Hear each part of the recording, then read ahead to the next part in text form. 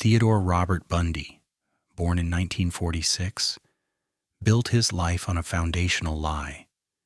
He was raised believing his mother was his sister and his grandparents were his parents. This early immersion in deception likely fostered the deep chasm between his public charm and private cruelty. He was a paradox, outwardly handsome, articulate, and even pursuing a career in law, yet exhibiting disturbing behaviors from a young age. A chilling anecdote involves him as a toddler, surrounding his sleeping aunt with kitchen knives, a moment of early quiet menace. Bundy used his sophisticated, clean-cut image as his most effective weapon. He cultivated a carefully constructed public persona that allowed him to move seamlessly through society, instantly dismissing any suspicion that might arise from his friends, family, or the police.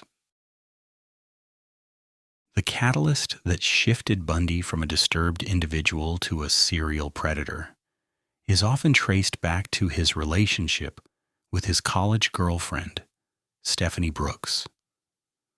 After successfully winning her affection, he abruptly ended the relationship, perhaps out of spite or a need to assert control. The vast majority of his subsequent victims bore a striking resemblance to Brooks. By 1974, the hunt was on in Washington state. His method was precise and predatory.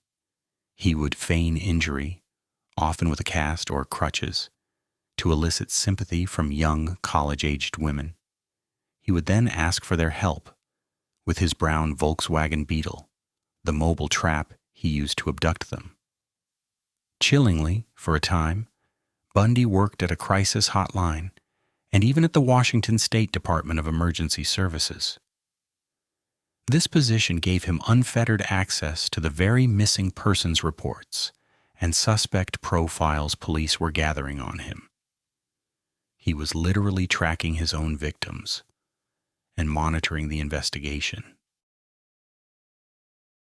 Despite desperate calls to the police from his long-term girlfriend, Elizabeth Kendall, who grew increasingly suspicious, Bundy was initially ignored. He was the picture of a respectable law student, not the monster police were looking for. He moved his territory to Utah and was finally apprehended in 1975 during a traffic stop. Inside his car, police found a murder kit containing rope, handcuffs, and a ski mask. The evidence was enough to charge him with kidnapping. His career of crime was punctuated by two audacious escapes. Colorado, 1977.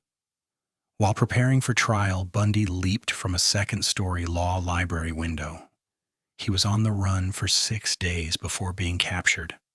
Florida, 1977. By Christmas, he had escaped again, having sawed a hole in his cell ceiling and squeezed through a small air vent. After his second escape, Bundy made his way to Florida. This is where he committed the most brutal and infamous crime of his spree: the Chi Omega sorority house attacks in Tallahassee in January 1978.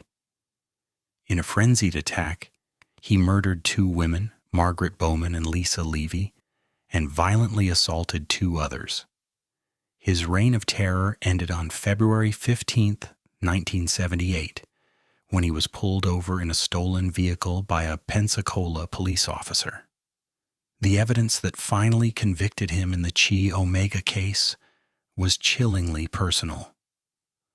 A forensic odontologist testified that a bite mark left on Lisa Levy's body was a definitive match for Bundy's uniquely misaligned teeth.